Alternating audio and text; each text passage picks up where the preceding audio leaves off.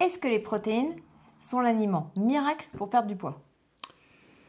Alors c'est un vaste sujet, mais qui mérite d'être un peu décortiqué. C'est vrai que les protéines, on entend souvent parler par rapport à beaucoup de gens qui veulent perdre du poids, on pense souvent à plein de régimes Il où y on a parle plein de régimes hyperprotéinés qui existent d'ailleurs. exactement comme des régimes du camp, voilà, régime un peu plutôt cétogène, on va rencontrer pas mal de choses comme ça où il y a une base de protéines dedans. Donc ce qu'il faut comprendre, c'est que la protéine, c'est un aliment, c'est un macronutriment qu'on a besoin, que le corps a besoin au quotidien. C'est pas vraiment l'aliment miracle, mais par contre, Ah. c'est vraiment quelque chose qu'on doit apporter au quotidien. On va déballer un peu là-dessus parce que c'est important de comprendre pourquoi, de comprendre comment et de comprendre quelles sont les sources parce que c'est souvent un peu un mythe.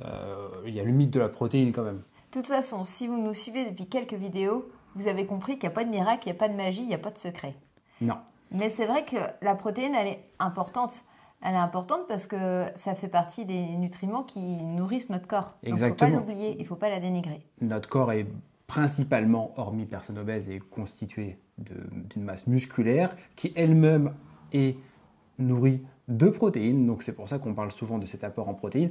L'apport en protéines, il est souvent considéré comme hyper important vraiment priorité numéro un, c'est par rapport au système immunitaire qui se nourrit de protéines, donc ça c'est extrêmement important. De deux, quand on parle de régime, en fait on parle dans ces régimes, on parle souvent de l'apport en protéines. Pourquoi? Parce que la protéine, c'est un des macronutriments qui demande le plus d'énergie pour être digéré. C'est-à-dire que par exemple, la fourchette, c'est entre 20 et 30% de l'apport de la protéine, de l'apport calorique de la protéine qui produira de l'énergie pour être digéré. Par exemple, on va prendre quelque chose de très simple, 1000 calories de poulet. Du coup, le corps va devoir produire 300 calories pour digérer ces 1000 calories de poulet. Voilà, c'est entre 20 et 30% si c'est des sources végétales ou des sources animales. Donc en gros, ce que tu veux dire, c'est que rien qu'en digérant notre protéine, notre poulet par exemple, Ouais, on va dépenser plus de calories. oui. Et du coup, notre corps va être plus en action et va brûler ses calories rien qu'en les digérant. Exactement, Ok. c'est ce qu'on appelle la TEF, donc l'effet thermic food, c'est l'effet thermique des aliments. C'est en classification, donc la protéine est vraiment le numéro un. Le corps va devoir produire entre 20 et 30% de l'apport calorique qu'on ingère pour pouvoir le digérer. Les glucides, on va être proche des 10%. Les lipides, c'est entre 3 et 5% pour le digérer. Donc c'est pour ça qu'on pense tout le temps à cet apport en protéines qui va du coup augmenter un peu la thermogénèse du corps pour pouvoir être assimilé, être digéré. Donc c'est pas l'aliment miracle, c'est quelque chose qui doit avoir une place prépondérante dans votre alimentation. Et ce que j'ai remarqué à force de consultation avec les personnes, c'est que plus les personnes vieillissent, en fait, et plus l'apport calorique, l'apport en protéines baisse instinctivement. On mange de moins en moins de viande et on ne le pallie pas, on ne met pas de protéines végétales en face, à la place. C'est là où c'est toute la complexité de l'apport en protéines. Or, vous avez compris, notre corps, il est fait de muscles. Alors, il y en a certains qui ne les voient pas, ok, parce qu'il y a une petite couche adipeuse par-dessus, mais notre corps, notre cœur est un muscle. Donc, bien sûr qu'il faut le nourrir pour qu'il batte normalement. Notre système digestif est fait de fibres musculaires qui aident à la bonne avancée du bol alimentaire et à l'assimilation. Et d'ailleurs, celui-ci, eh bien, pour toutes les personnes qui avancent dans le temps, on sait souvent il y a une perte d'appétit parce qu'il y a moins d'activité, aussi parce qu'il y a moins d'envie.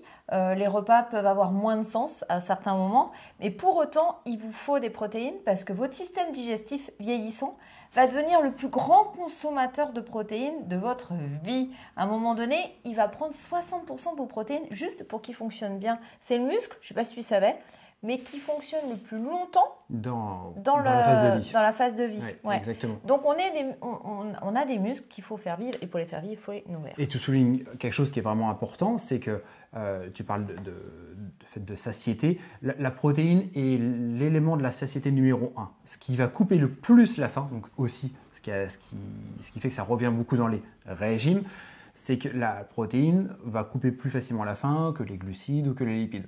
Ça va avoir cette fonction de satiété qui est vraiment plus importante. Donc c'est pour ça.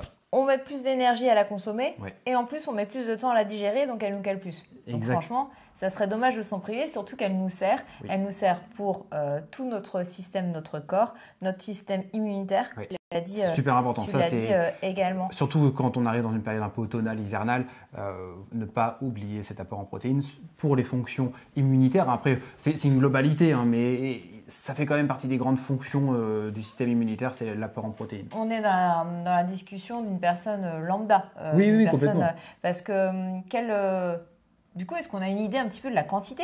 Oui, alors si on prend vraiment sur une base de sédentaire, les données font que c'est à peu près, on va prendre par kilo de poids de corps. Un sédentaire, il entend quelqu'un qui va pas trop bouger trop de sa chaise de bureau, de son canapé, qui va effectivement aller faire ses courses majoritairement en prenant sa voiture, en sortant de la voiture. Ouais. Enfin voilà, c'est malheureusement un rythme de vie que de plus en plus de personnes suivent par la force des choses, mais par le mode de consommation actuel, hein, voilà, malheureusement. ou sans trop s'en rendre compte. Exactement.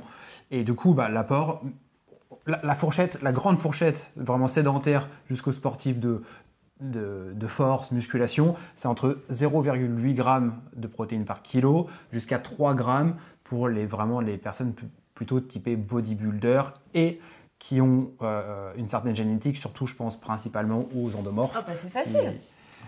Du coup, le calcul? bah oui, Oui. je fais 60 kilos. Du coup, les 0,8, on va en dire à 1. Je mange 60 grammes de protéines par jour. Exactement. Et par exemple, T'es sûr? si tu es bodybuildé. Mais non, je mange 60 grammes de viande. Ah, excuse-moi, j'avais pas compris la petite subtilité. Pardon, excuse-moi. Oui, et la subtilité, c'est que dans 60 grammes de protéines, quand on parle de 60 grammes de protéines, c'est pas 60 grammes de viande. Par exemple, pour prendre un facteur très simple, c'est le poulet. 100 grammes de poulet représente 20 grammes de protéines. Ok, donc si je fais 60 kilos et que je dois être à 1 gramme de protéines par kilo, en fait, il faut que je mange 60 grammes de protéines. Donc, du coup, ça fait 300 grammes de poulet. En gros, c'est ça. À peu près. Les viandes sont à peu près toutes les mêmes. Ouais, ça dépend, certaines sont plus riches en lipides aussi. Mais dans la globalité, on est à peu près dans ces tranches-là. Ça dépend. Il y a plein de tableaux d'équivalence qui ouais. existent et on peut vraiment tout trouver. Exactement, c'est la complexité, mais ça se joue principalement entre 17, on trouve 17-25 grammes, donc on peut dire même 22 grammes, c'est la moyenne sur tout ce qui est viande. Après, il y a plusieurs sources de protéines. Et oui, parce que si je mange pas de viande, pas de poisson, pas d'œufs, pas de choses comme ça. Et du coup, si vous êtes végétarien, vegan, du coup, on le retrouve dans l'alimentation végétale, donc dans les légumineuses, dans les céréales principalement complètes. C'est les sources principales qu'il faut avoir. Il y a quelque chose à souligner quand même là-dedans, c'est pour tous les végétariens, quand on va apporter une source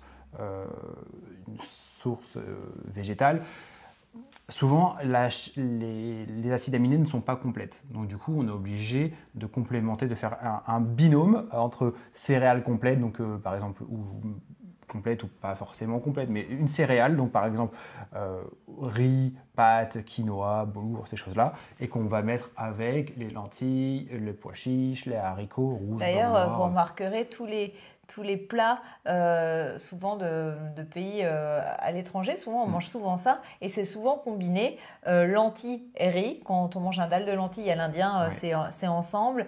Quand on part en Amérique du Sud, haricots rouges, souvent riz aussi. Oui. Enfin, il y a souvent une céréale et généralement elles sont complètes parce que ils raffinent pas trop, donc ils ont l'entièreté. En sachant que par exemple un riz basmati, c'est déjà un produit qui est complet, même s'il paraît blanc, il est assez complet quand même.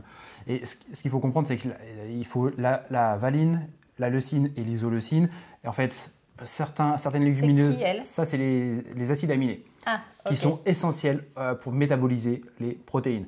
Donc du coup, c'est pour ça qu'on prend, il y a 2 tiers, 1 tiers de chaque côté qu'il va falloir apporter avec les légumineuses et les céréales. Donc du coup, on combine les deux, et puis du coup, on a toute la chaîne des acides aminés, et du coup, ça permet de métaboliser vraiment les protéines, et ça, c'est un point qui est extrêmement important si vous êtes végétarien ou vegan. C'est pas un problème, mais du coup, c'est important d'avoir cette combinaison des deux. Et il suffit du coup que j'apporte, donc une fois que je connais à peu près la quantité qu'il me faut, on va arrondir à 1, entre 1 et 3 grammes par kilo. Ouais.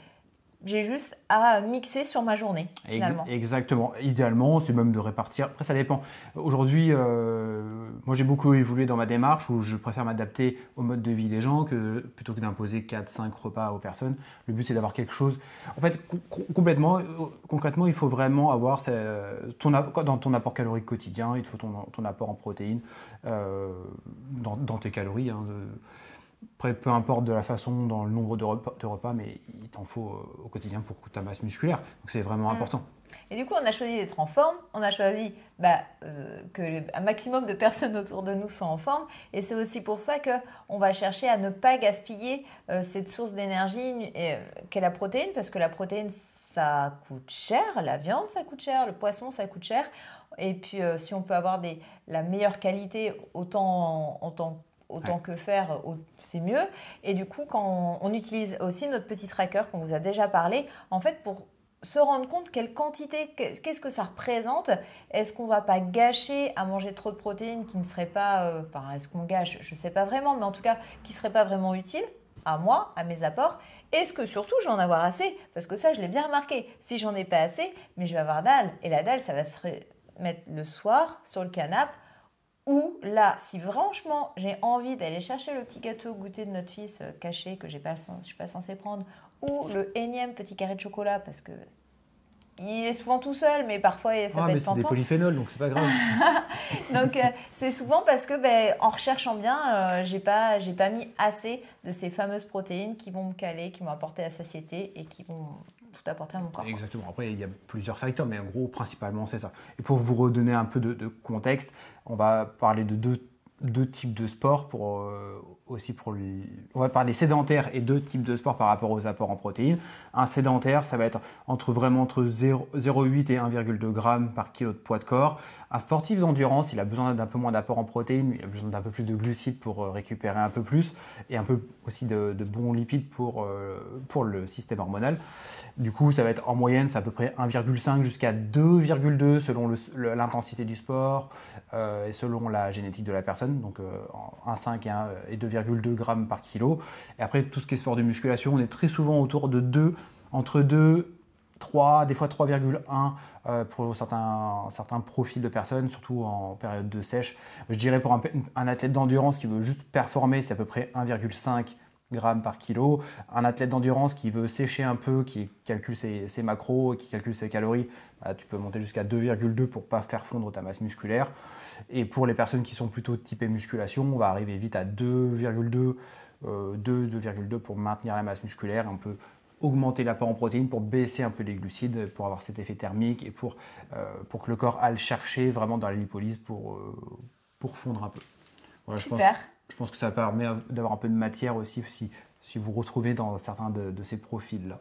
J'espère que ça vous a informé, que vous avez appris des choses et que si vous avez envie d'en savoir plus, vous avez tout simplement le lien en dessous de la vidéo. On vous met un petit questionnaire sur votre analyse génétique, on vous l'offre. Ça comprend, vous remplissez tout le questionnaire.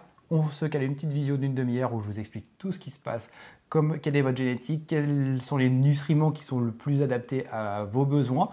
Et puis, du coup, ça vous donne un résultat, on vous l'envoie en mail. Comme ça, vous pouvez l'afficher sur votre frigo et vous avez un petit souvenir de nous. Vous pouvez également vous abonner à notre chaîne Ça nous encourage, YouTube, ça nous motive aussi, ça nous fait vraiment plaisir. Mettre des petits likes, mettre en commentaire à quel moment vous avez regardé la vidéo et d'ailleurs il y avait quoi comme protéines dans votre assiette le repas d'avant ou il y aura quoi dans le repas d'après. Et puis enregistrez-la cette vidéo comme ça vous pourrez la retrouver à n'importe quel moment, et puis, format YouTube ou podcast. Mettez aussi vos commentaires si vous avez des questions, s'il y a des sujets ça nous donne aussi des matières à travailler pour répondre à vos questions, vous faire des vidéos là-dessus, donc ça sera avec grand plaisir. On vous souhaite du coup une très belle journée, après-midi ou soirée, peu importe. Week-end, peu importe. À très bientôt. À bientôt. Ciao, ciao.